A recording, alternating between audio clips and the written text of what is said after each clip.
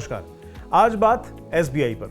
हाल में आरबीआई ने एक बड़ा फैसला लिया था रेपो रेट में कटौती का, आपको याद होगा, जिसका फायदा मिलने का समय अब आ गया है। दरअसल देश के सबसे बड़े bank state bank of India यानी एसबीआई ने अपने ग्राहकों को बड़ी राहत दे दी है। वो राहत वाली बात यह है कि एसबीआई से लिए जाने वाले हर लोन अब आपको सस्ते में मिलेंगे। नहीं समझे? जानकारी के अनुसार एसबीआई ने लोन की ब्याज दरों में पूरे 0.50% यानी 50 बेसिस पॉइंट की कटौती कर दी है, जिसका सीधा मतलब यह है कि अब एसबीआई से हर तरह का लोन लेना सस्ता हो जाएगा।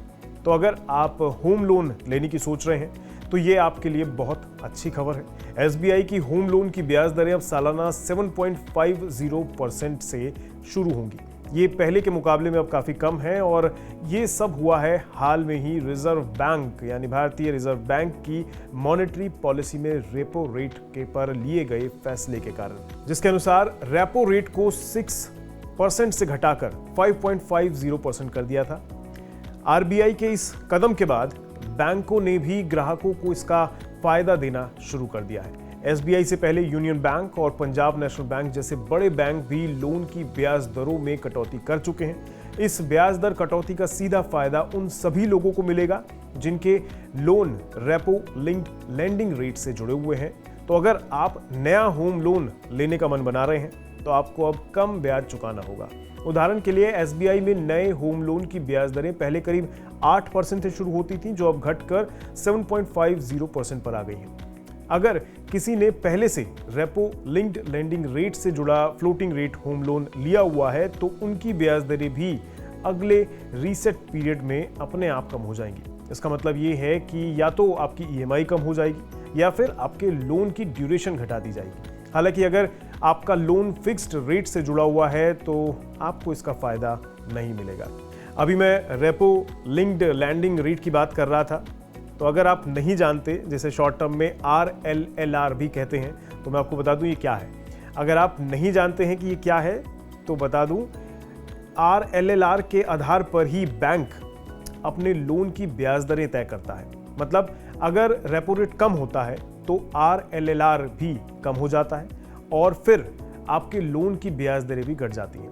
RLLR में बैंक रेपो रेट के ऊपर अपना एक मार्जिन यानी एक्स्ट्रा चार्ज जोड़ते हैं ताकि उनके खर्चे और मुनाफे कवर हो सके। उदाहरण के लिए मान लीजिए रिजर्व बैंक का रेपो रेट 5.50% है और बैंक उसमें अपना 2.65% मार्जिन जोड़ता है, तो आपका RLLR 8.15% हो जाएगा।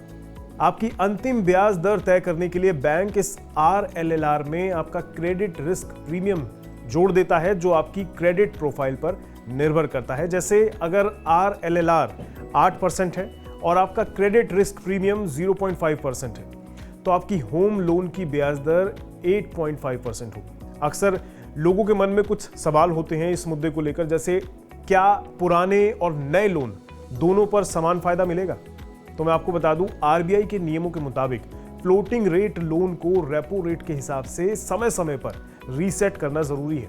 इसका मतलब है कि जिन लोगों ने पहले से लोन लिया है उनकी ब्याज दर अपने आप कम हो जाएगी, क्योंकि बैंक को रेपो रेट के घटने का फायदा देना पड़ता है। लेकिन नए लोन लेने वालों को शायद पूरा फायदा ना मिले। ऐसा इसलिए क्योंकि बैंक अपने मुनाफे को बचाने के लिए रेपो रेट के ऊपर जो अतिरिक्त मार्जिन जोड़ते हैं उसे थोड़ा बढ़ा सकते हैं। इसके अलावा लोगों के मन में एक ये भी सवाल रहता है कि क्या पुराने लोन वाले फिक्स्ड से फ्लोटिंग में स्विच किया जा सकता है?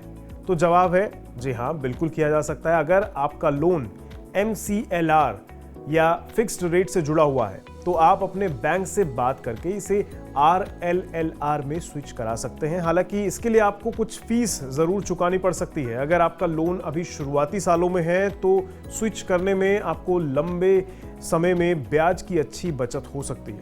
चलिए अब आखिर में आपको जानकारी दे देते हैं कि आरबीआई ने इस साल रेपो रेट में अब तक 3 बार कटौती की है, जो कि कुल मिलाकर 1% की कटौती बैठती है।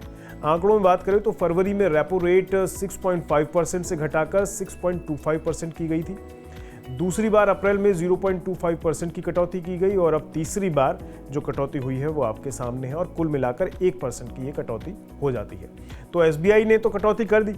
अब उम्मीद है कि आप अपने लोन के बारे में बेहतर फैसला ले पाएंगे।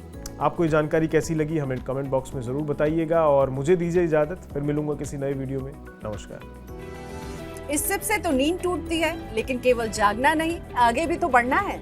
उसके लिए चाहिए एक और सिप। हर महीने छोटी छोटी रकम की इंस्टॉलमेंट यानी सिस्टमैटिक इन्वेस्टमेंट प्लान से शुरू कीजिए निवेश। लेकिन पैसे बढ़ाने वाली कौन सी सिप आपके लिए रहेगी अच्छी? म्यूचुअल फंड सिप से जुड़े हर सवाल का जवाब मेरी सिप मेरा सवाल। सोमवार से शुक्रवार 4 बजे मिलेंगे हम सिर्फ मनी 9 पर।